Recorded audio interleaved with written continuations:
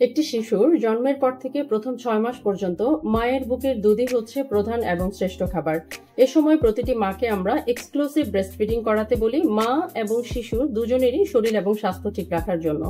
6 মাস বয়সের পর থেকে শিশু বৃদ্ধিপ্রাপ্ত হতে থাকে, কেননা আমরা জানি জন্মের পর থেকে একটি শিশু প্রথম 6 মাসে দ্বিগুণ এবং 1 বছরে 3 গুণ হবে। একটি শিশু যখন বৃদ্ধিপ্রাপ্ত হতে থাকবে তখন 6 মাসের পর থেকে তাকে অবশ্যই ওয়েনিং প্র্যাকটিস শুরু করতে হবে। মায়ের দুধের পাশাপাশি তাকে অন্যান্য খাবার অভ্যস্ত করানো হতে হবে।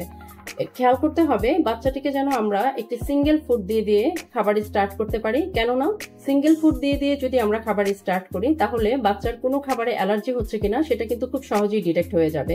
সিরিয়াল জাতীয় খাবার দিয়ে আমরা খাবারটি স্টার্ট করব, সেটি হতে পারে নরম চালের ভাত, একদম সিদ্ধ জাউ ভাত যেটাকে আমরা বলি।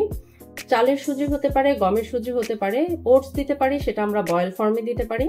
আলুটাকে খুব ভালো করে ম্যাশড করে দিতে পারি, সেটা অবশ্যই বয়েল করার পরে, এবং তাকে বিভিন্ন ধরনের ভেজিটেবলস দেওয়া যেতে পারে, সেটা হতে পারে মিষ্টি কুমড়া, গাজর কিংবা পেঁপে।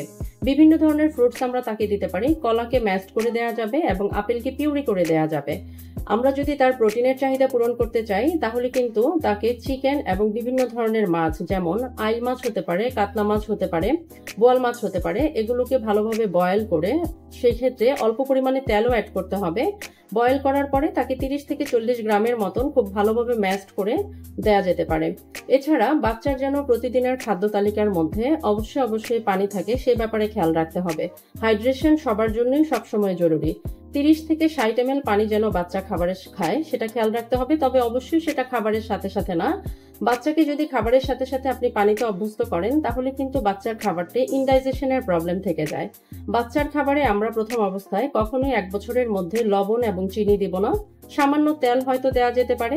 সর্বোপরি এই বিষয়গুলো যদি আমরা মাথায় রাখি তবে খুব সুন্দরভাবে আমরা একটি ওয়েলিং স্টার্ট করতে পারবো। ধন্যবাদ।